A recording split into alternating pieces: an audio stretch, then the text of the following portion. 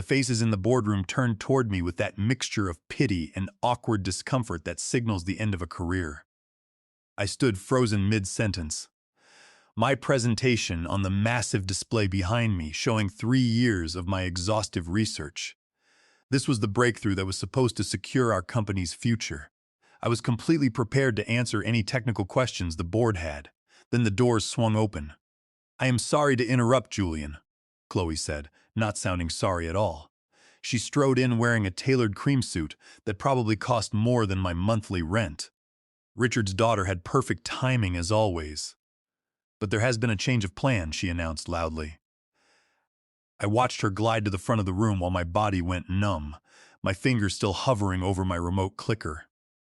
The 6 investors, who minutes earlier had been nodding along to my presentation, now straightened in their chairs, their attention completely redirected toward Chloe.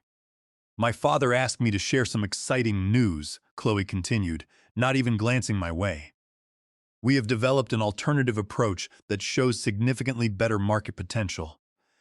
My throat closed as she pulled up her own presentation, effortlessly minimizing mine with a casual gesture that seemed to mirror what she was doing to my entire existence at the company. The room's attention shifted completely as my work disappeared from view. "We do not need your ideas anymore," she said to me, her voice low enough that only I could hear as she passed by my podium. Then louder, projecting to the entire room, "Julian's work laid important groundwork, but we are taking a more innovative direction now." I stood there, feeling invisible, as she showed slides that looked suspiciously like concepts I had discussed during late nights in the lab. These were concepts I had never formally presented, but had written in my personal notebooks, concepts that somehow now belonged to the chairman's daughter. When she finished her final slide, the room erupted in enthusiastic applause. Nolan, our lead investor, actually stood up. "This is exactly what we hope to see," he said, beaming at Chloe. "Much more commercially viable and forward-thinking." I packed my laptop with mechanical, robotic movements as they discussed funding rounds and expansion plans. Nobody noticed when I slipped my security key card out of my wallet and placed it gently on the polished mahogany table. I caught Richard's eye as I headed for the door. The chairman, who had once told me I was the future of his company, now looked through me like I was already a ghost. "Enjoy the funding," I said quietly, my voice steadier than I felt inside. It was only when I reached my car in the parking garage that the shaking started. I gripped the steering wheel tight, trying to process what had just happened. 3 years of grueling work, my greatest innovation, my entire future. And most crushing of all, they did not even need me to explain it. Chloe had studied my private work closely enough to present it flawlessly as her own. I drove home in a daze, already calculating what I needed to do before Richard realized what I had planned. I had 48 hours at most to execute my countermeasure. I am not what most people picture when they think of a scientific innovator. I do not have advanced degrees from prestigious universities or family connections in the biotech industry. What I do have is an almost supernatural ability to see patterns others miss, and the stubborn persistence to follow them to their absolute conclusion. I grew up watching my mother clean other people's homes, studying at whatever desk or table was available, in whatever tiny apartment we could afford that month. I clawed my way through college on academic scholarships and late-night diner waitressing tips. When most students were sleeping, I was in the university labs, assisting on research that never bore my name. Richard hired me 4 years ago despite my unconventional background. "Fresh perspectives create breakthroughs," he had said during my interview, seeming genuinely impressed by my self-taught approach to molecular biology. For 3 years, I worked 16-hour days developing a method to stabilize volatile compounds that could revolutionize how we deliver targeted medications to the human body. It was not just a job to me. It was my life's work, the innovation that would finally prove I belonged in this field. I never saw Chloe coming. She arrived 8 months ago, fresh from some elite European business school, installed immediately in the corner office with a made-up title as Strategic Innovation Director. Richard introduced her with proud father eyes, telling us all how incredibly lucky we were to have her fresh perspective on our executive team. I tried my hardest to be welcoming and professional. I shared my research when she asked questions. I explained my complex methodology when she seemed genuinely interested in the science. I foolishly thought she wanted to learn the ropes. "You are brilliant, Julian," she told me once, leaning against my workstation. "But you do not understand how this industry actually works." I did not realize then that those words were both a condescending warning and a direct threat. The crucial meeting with the investors had been scheduled for many months. It was my ultimate chance to present directly to the powerful people who controlled our future funding. Richard had personally told me to prepare, had reviewed my slide decks, had nodded with immense satisfaction at the results I presented to him in private. Then, just 3 days before the meeting, Chloe started asking far more detailed questions. The next morning dawned with the eerie, artificial calm that always precedes a massive storm. I showered, dressed carefully in my most professional dark suit, and prepared myself mentally for the inevitable confrontation I knew was coming. My encrypted laptop contained absolutely everything I needed. It held the definitive proof that would either save my career or completely destroy us all. When I arrived at the corporate research park, the perimeter security guard waved me through with a highly confused expression on his face. "I thought you quit yesterday," he said, leaning out of his booth. "Not officially yet," I answered with a tight smile that felt exactly like broken glass on my lips. The main lab was buzzing with an unusual frantic energy when I walked through the double doors. Conversations abruptly stopped as I passed the workstations. Former colleagues deliberately avoided eye contact, staring intensely at their monitors.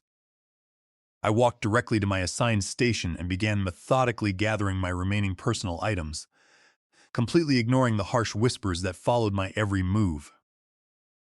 Sarah quickly appeared at my side, her voice low and urgently panicked. "Richard has been looking frantically for you since yesterday afternoon," she whispered. "He is going completely ballistic." "What on earth did you do?" I carefully placed my favorite ceramic coffee mug securely into my leather bag. "I did nothing he did not entirely deserve," I replied calmly. "Julian, this is not like you at all," she pleaded. "Please tell me what is actually happening." Before I could formulate an answer, Richard's voice boomed aggressively across the quiet lab. "Julian, get into my office right now." The long walk to his corner office felt exactly like crossing a dangerous battlefield. Every single eye in the facility tracked my movement, silently waiting for the massive explosion.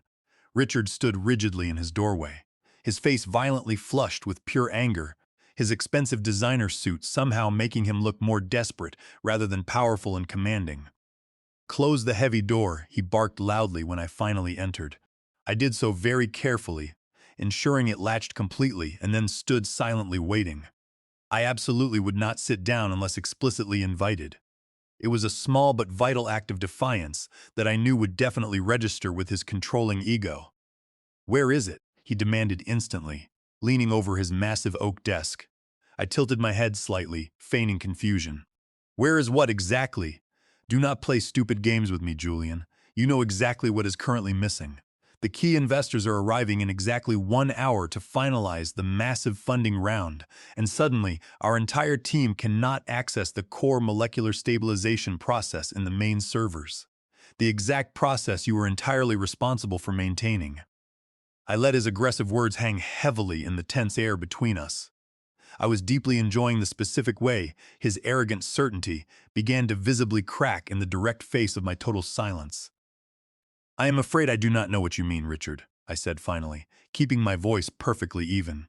"According to the board meeting yesterday, you are moving forward entirely with Chloe's new concept instead of mine. My old ideas are not needed anymore, remember?" Richard's face darkened ominously. "Her new concept fundamentally relies heavily on your underlying stabilization process, which is suddenly incomplete and heavily fragmented in our network systems." "What exactly did you remove from the servers?" I smiled then. It was the kind of genuine smile that only comes from knowing you hold absolutely all the winning cards, while your opponent has just tragically realized they have been bluffing with absolutely nothing. "I did not remove a single thing from the company network systems, Richard. That would be highly unethical and potentially very illegal." "Then you had better explain to me why we cannot replicate your test results this morning." The investors are fully expecting a live demonstration in less than 60 minutes. The door opened abruptly behind me, and Chloe swept into the room. Her overwhelming confidence from yesterday was entirely replaced with barely contained, frantic panic. "Father, the lab team absolutely cannot get it to work." She stopped completely short when she finally saw me standing there. "What is he doing in here?" I turned slowly to face her, maintaining my absolute calm exterior. "I simply came to collect my personal things. Since you made it vividly clear yesterday that my ideas are not needed here anymore." Chloe looked frantically from me to her father and back again. "You intentionally did something to the files. We cannot get the stabilization sequence to successfully initiate." "That is highly unfortunate," I said, casually adjusting my leather bag on my shoulder. "Have you tried closely following your own highly innovative approach? The one you presented so brilliantly yesterday?" The color rapidly drained from her face. "You know perfectly well I was building upon your foundational work." "Did I?" "That was absolutely not mentioned anywhere in your presentation to the board. In fact, I vividly recall you specifically stating you had developed an entirely alternative approach." Richard stepped aggressively forward. "Enough of these games. The investors will be here very soon. Fix this technical issue immediately, and we can gladly discuss a massive compensation package, a major promotion, literally whatever you want." I looked at him directly, unwavering. "I am afraid I absolutely cannot help you, Richard. As I clearly stated before, I did not remove anything from the company's systems. Everything I officially developed while employed here remains perfectly intact on your servers." "Then why is it not working?" Chloe hissed angrily, her fists clenched tightly. I checked my watch very deliberately. I checked my phone as I walked to my car. 3 missed calls from unknown numbers, and another frantic text message from Sarah asking for an explanation. I got into my car but did not start the engine immediately. Instead, I carefully watched the main entrance, waiting patiently. 5 minutes later, Nolan finally arrived with 2 other key investors. Their incredibly expensive cars and confident strides spoke volumes of wealthy people. Completely accustomed to being receiving everything, they had absolutely no idea they were casually walking straight into a complete disaster zone. Another 10 minutes passed slowly before my phone suddenly rang. It was a number I did not immediately recognize. I intentionally let it go to voicemail. Exactly 30 seconds later, it aggressively rang again. Same unknown number. This time I calmly answered, "Julian speaking. This is Nolan Walsh." His voice was incredibly tight, rigidly controlled. "We need to talk immediately." "I am listening," I replied softly, not over the unsecured phone. "Where exactly are you right now?" I looked at the massive glass building gleaming brightly in the morning sun. "Very close. Meet me at the small coffee shop directly across the street. Give me 5 minutes." He abruptly hung up without waiting for my response. I smiled at my reflection in the rearview mirror. Everything was proceeding exactly on my calculated schedule. When I entered the bustling coffee shop, Nolan was already seated in a dark corner booth, as far away from other customers as physically possible. His normally immaculate and perfect appearance showed obvious signs of immense strain. His expensive silk tie was slightly askew. A faint sheen of cold sweat glistened on his forehead. I calmly ordered a black coffee before joining him, taking my time, deliberately establishing firm control of the interaction through very unhurried movements. "What exactly happened in there?" he demanded forcefully when I finally sat down opposite him. I casually sipped my hot coffee. "You will have to be far more specific than that, Nolan. Do not play stupid games with me, Julian. Yesterday, Chloe presents a completely revolutionary stabilization process to the board. Today, absolutely nobody in that entire facility can make it work properly, and Richard looks like he is about to have a massive heart attack. That sounds incredibly stressful for all of them," I noted mildly. Nolan leaned intensely forward across the small table. 6 major investors are entirely ready to commit $80 million in series funding, but absolutely not if this entire project is just smoke and mirrors. I nodded thoughtfully, staring into my cup. "That is an interesting dilemma. What do you want from me?" He was very direct now, clearly recognizing a serious negotiation when he finally saw it. "I want to fix this massive mess. I want to make the process work exactly like it did in all the preliminary reports we reviewed last month. I am not formally employed there anymore, Nolan. That can easily change. He pulled out his phone, scrolling briefly. Your previous salary was what? $110,000? We can easily triple that amount immediately, plus massive stock options. I slowly shook my head. You are aggressively negotiating for the completely wrong company, Nolan. His sharp eyes narrowed suspiciously. What exactly does that mean? It means I am absolutely not interested in ever going back to work for Richard's toxic company. Then what do you actually want?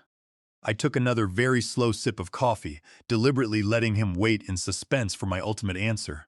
You are investing heavily in a very specific innovation, correct? A molecular stabilization process that allows for perfectly targeted delivery with absolutely minimal degradation. Yes, he confirmed. And you have supposedly verified that this unique process actually works? That it is perfectly reproducible? He shifted very uncomfortably in his seat. The preliminary data was incredibly compelling, but this morning, suddenly absolutely nobody can make it function. Does that not deeply concern you? I asked pointedly. It would concern me significantly more if I did not truly think you were secretly behind the failure somehow. I smiled a genuine, cold smile. That is quite a serious accusation, Nolan. Am I completely wrong? Let me clearly ask you something, Nolan. In yesterday's board presentation, who exactly did Chloe claim developed this revolutionary process? He frowned deeply, thinking back. She clearly presented it as the company's innovation. Her specific team's brilliant work, her team. I nodded very slowly, highly interesting. His stern expression drastically changed as the profound understanding finally dawned on him. You are actually saying, I am simply saying, you should be very, very careful about where you blindly put $80 million. I stood up gracefully, leaving my expensive coffee half finished on the table. Especially when the arrogant person presenting the material cannot actually deliver what they are desperately selling. Wait. Nolan reached out quickly for my arm, but stopped just short of touching me. We urgently need to continue this important conversation. I strongly agree, but not here, and absolutely not now. I handed him a heavy premium business card, perfectly blank except for a single phone number. Call this private number at exactly 3 in the afternoon today if you are genuinely interested in seeing what actually works. I left him sitting there alone, staring dumbly at the card in his trembling hand. By the time I returned to my quiet apartment, my phone was constantly lighting up with frantic messages. The corporate lab was in complete, utter disarray. The technicians absolutely could not replicate the complex results that had been incredibly consistent for months. Chloe was desperately blaming faulty lab equipment. The major investors entirely walked out on us, Richard said finally, his voice barely a hollow whisper. I am truly sorry to hear that, I replied flatly. No, you are absolutely not. There was absolutely no fierce anger in his trembling voice now, just profound exhaustion. You carefully planned this entire thing. I planned absolutely nothing, Richard. I simply quit my job after being publicly humiliated and having my life's work completely stolen. He winced sharply at my extreme directness. Chloe was overly zealous. She definitely should not have presented the material without properly acknowledging your massive contributions. Contributions? I laughed loudly, the harsh sound echoing strangely even to my own ears. That is an incredibly interesting way to completely describe creating the entire proprietary process from scratch. We can absolutely fix this, he pleaded desperately, moving to sit on my sofa without an invitation. Come back to the company. You will get full credit, a massive higher position, literally name your terms. I studied him very closely. This man who had once proudly represented massive opportunity to me. Why on earth would I ever trust you now? Because without your immense talent, we absolutely lose everything. The entire company, the massive funding round, absolutely everything we have built. You specifically mean everything I built while you happily took all the credit. He flinched noticeably, but did not attempt to deny the bitter truth. What do you actually want, Julian? I want you to leave my home. Please be reasonable.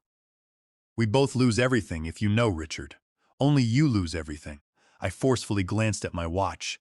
I have a very important meeting to rigorously prepare. His pale face quickly darkened. With who exactly? That is absolutely not your concern anymore. He stood up rapidly, sudden anger completely replacing his fatigue. You absolutely cannot take our proprietary research to direct competitors. Everything you develop technically belongs entirely to the company under your contract. I absolutely did not take anything that belongs to the company, Richard. I firmly promise you that. His eyes narrowed dangerously. Then why on earth can we not make the process work?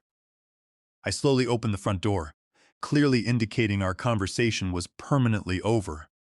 Perhaps because real science is incredibly complex and not absolutely everything can be effortlessly stolen with a flashy corporate presentation. As he stepped furiously toward the door, his mobile phone rang loudly. He checked the screen, his expression rapidly shifting from anger to deep concern. "We are absolutely not finished here," he spat, answering the urgent call as he walked quickly out. I firmly closed the door behind him, leaning heavily against it for a long moment. My hands trembled very slightly. Direct confrontation had never been my strongest suit, but I was completely beyond caring about my personal comfort now. At exactly 3 o'clock, my secure phone rang. "Hello, Nolan," I answered smoothly. "Have you finally decided if you are genuinely interested in seeing something that actually functions properly?" "I am closely listening," he replied cautiously, "but I am absolutely not alone right now. Who exactly is with you?" "The entire senior investment group. After this morning's massive disaster, we desperately need absolute certainty." I smiled broadly to myself. "Text me the exact address. I will personally bring absolutely everything you need to successfully see." 2 hours later, I proudly stood before 6 of the biotech industry's most incredibly powerful investors in a highly secure private conference room at their downtown luxury offices. There was no Richard, no Chloe, just me and the brilliant work I had dedicated years to absolutely perfecting. "Before I begin," I said clearly, carefully setting up my demonstration equipment, "I want to be incredibly clear about something important. What you are about to see belongs entirely to me, not to Richard's failing company." Nolan leaned forward instantly. "That strongly contradicts what we were explicitly told yesterday. I imagine many ridiculous things you were told yesterday will not hold up to basic scientific scrutiny." I immediately launched into my detailed presentation, clearly explaining the true complex methodology behind the molecular stabilization process. I successfully demonstrated the perfect results with the chemical samples I had meticulously prepared, allowing them to independently verify the incredible efficacy themselves. When I finally finished, the large room was completely silent for several tense seconds. Finally, Nolan spoke. "This is truly remarkable work, Julian, but it raises incredibly serious legal questions about what exactly happened at Richard's company today." "I can easily answer those important questions," I said confidently.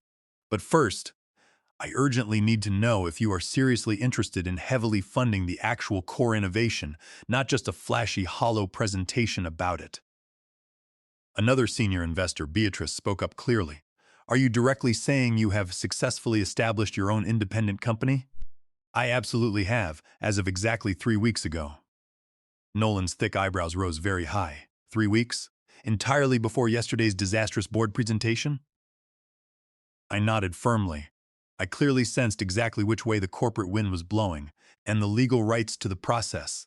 The vital intellectual property belongs to me completely and personally.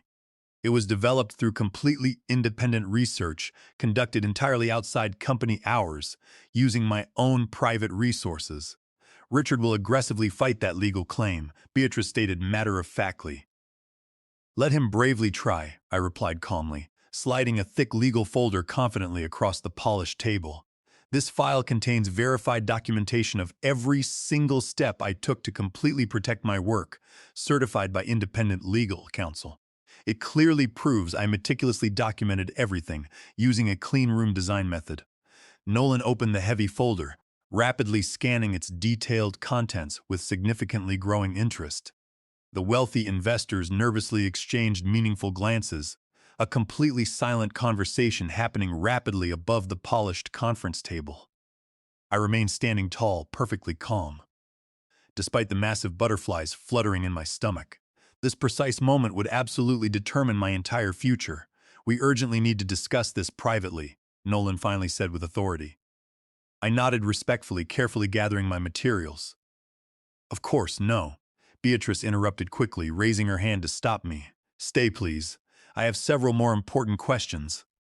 I paused carefully, caught slightly between the natural impulse to give them space and the strategic need to maintain the forward momentum. Your official documentation shows you developed this incredible innovation independently, she continued, tapping the thick folder. But you were technically employed by Richard during this exact time. Most corporate contracts have strict clauses about intellectual property ownership.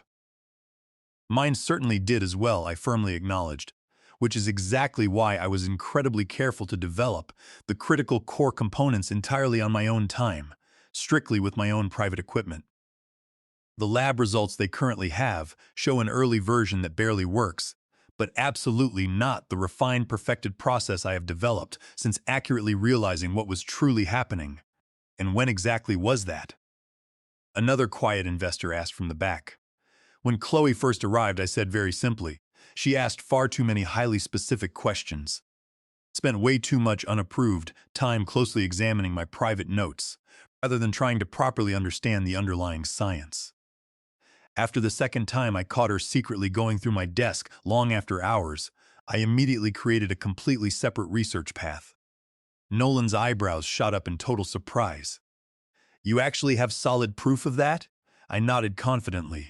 Comprehensive security footage. I officially requested it, falsely claiming I had merely misplaced some important notes. The hidden cameras clearly caught her at my private workstation late at night on 3 completely separate occasions when I was not even present in the building. The large room went completely quiet again. I could vividly see the complex calculations happening directly behind their eyes. It was not just financial calculations, but serious reputational ones.